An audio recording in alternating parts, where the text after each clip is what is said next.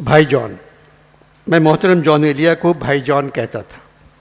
ناراض ہو جاتے تھے، جانی صرف جان کہا کرو. یاری دوستی اور ہم سفری ہو جائے تو پھر بھائی کہاں سے آ گیا؟ میں اپنے سارے بھائیوں کو بھائی کہتا تھا کیونکہ ان سے نہ یاری تھی، نہ دوستی تھی، نہ وہ میرے ہم سفر تھے. ان میں سے کوئی بھی میرا ہم سفر ہوتا تو میں دوریاں بانٹ لیتا. بھائی کے ساتھ بیٹھ کر بہکا اور چہکا نہیں جاتا. میں نے کہا میں آپ کو جان صرف ایک شرط پہ کہوں گا. بولے کون سی؟ میں نے کہا آپ مجھے انور صاحب کہہ کے بلائیں گے. چند سیکنڈ خاموش رہے، پھر تل ملائے اور دونوں ہاتھوں سے بالوں کو مزید الجھایا. کہنے لگے جانی تمہارے گھر بیٹھا ہوں، اگر اپنے گھر میں ہوتا تو رکشے میں بیٹھ کے کہیں چلا جاتا.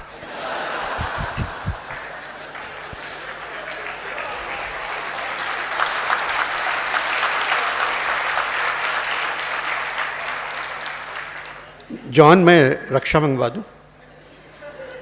جب تم نے جان کہہ دیا تو رکشے پر لعنت بھیجو. ایک دم کھڑے ہو گئے اور اپنے کرتے کی دونوں جیبوں سے 2 گلاس نکالے اور زور سے میز پہ رکھ دیے اور کہنے لگے گلاس میں لے آیا ہوں، اب تم بوتل لے آؤ. تمہارے گھر کے گلاس بہت بھاری ہیں، لڑکیوں کی طرح ہاتھ سے نکل جاتے ہیں. بھائی جان کی 4 کتابیں ہیں، شاید، یعنی، لیکن، گمان. نوجوانوں میں آج کل بھائی جان بہت مقبول ہو رہے ہیں، یہاں بھی اور ہندوستان میں بھی. جس محفل میں جاتا ہوں سب کی فرمائش ہوتی ہے آپ آج صرف جان ایلیا پر بات کریں اور ان کی شاعری سنائیں.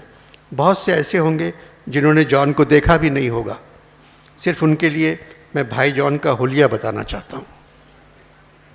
بال و بال، سر آشفتہ، آنکھیں منتظر، دماغ شہر جمال، صحت خواب و خیال، قد آور، ہاتھ قلم، صورت آشنا، غصہ لبریز، دل پیمانہ، دور سے دیکھو تو مسئلہ، قرب اخلاقی خوشگوار، مردوں کی محفل میں پرسکون، عورتوں کی محفل میں پھدکتا افلاطون.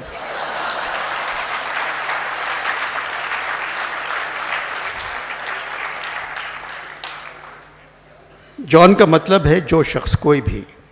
ایلیا حضرت علی کا لقب تھا. بھائی جان سے میری خط و کتابت آج بھی ہے.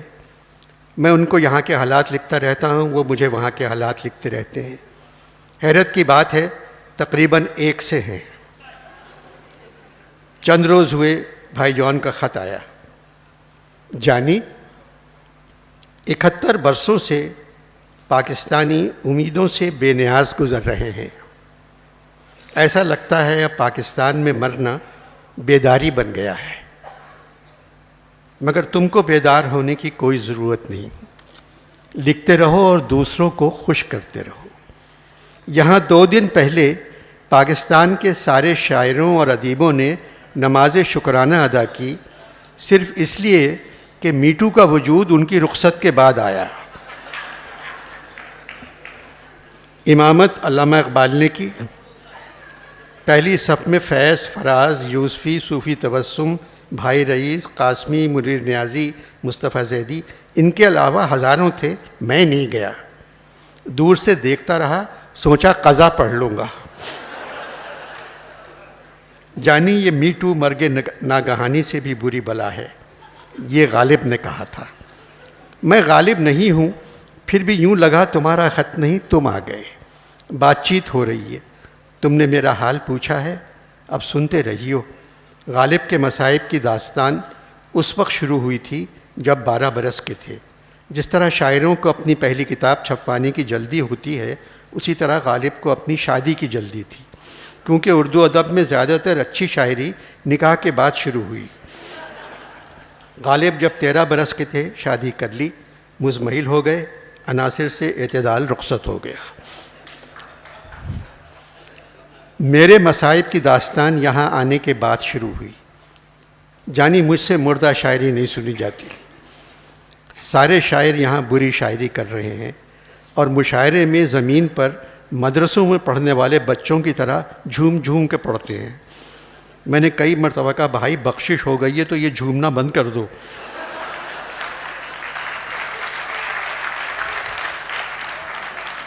نہیں مانتے۔ اقبال کے لیے تو ٹھیک ہے، ان کی شاعری جھوم کر پڑھنے والی تھی، مگر فیض اور فراز کو جھومنا نہیں چاہیے۔ یہاں بجلی نہیں ہے، صرف ایمان کی روشنی ہے اور اسی کے بلب لگے ہوئے ہیں۔ اس کے باوجود میرے منطقی شعور کو دن بھر میں 10-11 جھٹکے لگتے ہیں، جن سے میرے 14 طبق بجھ جاتے ہیں۔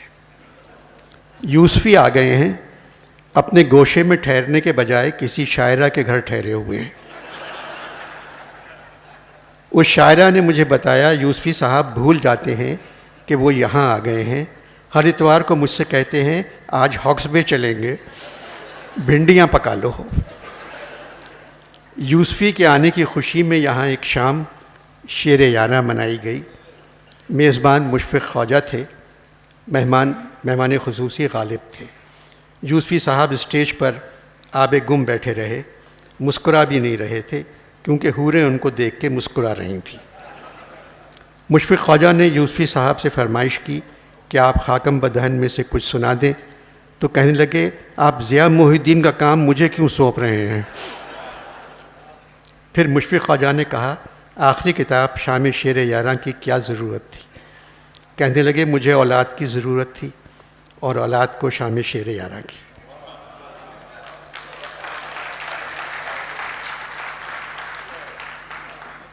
اور اس شام میں شرکت کی وجہ بھی شام شیر یاراں ہے۔ غالب مسکرائے۔ یوسفی کی فرمائش پہ خواجہ صاحب نے غالب سے کہا آپ اپنی پسند کے اپنے چند شعر سنا دیں۔ غالب کھڑے ہوئے اور کہنے لگے یوسفی کون سی خوشبو لگا کر آئے ہیں، ماحول بوئے پیرہن سے بھر گیا۔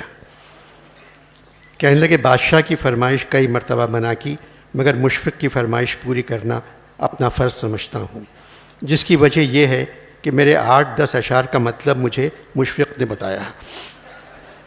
دوستو، ایک عرصے کے بعد مجھے معلوم ہوا تھا کھلا کے فائدہ عرض ہنر میں خاک نہیں۔ اب خاک میں سے اپنے چند اشعار نکالوں، خواجہ نے کس امتحان میں ڈال دیا؟ خواجہ صاحب بولے مرزا ایک چھیڑ ہے وگرنہ مراد امتحان نہیں۔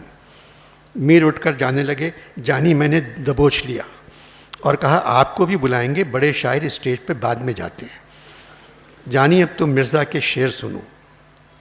انہیں منظور اپنے زخمیوں کو دیکھ آنا تھا، اٹھے تھے سیر گل کو دیکھنا شوخی بہانے کی۔ میر نے آہستہ سے واہ کہا۔ میں نے پوچھا آپ نے واہ کہا؟ کہنے لگے کمر میں درد ہو رہا ہے، آہ کے بجائے واہ نکل گیا۔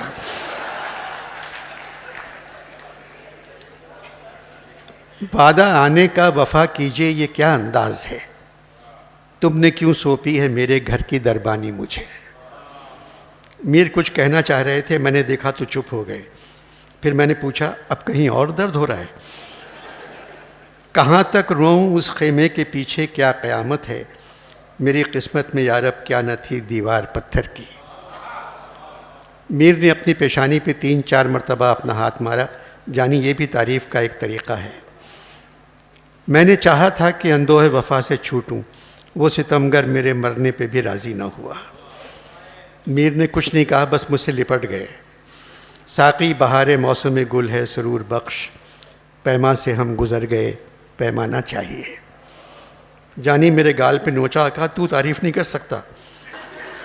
میں نے کہا خاموشی سے سننا بھی تعریف کرنا ہے۔ غالب نے آخری شعر سنایا،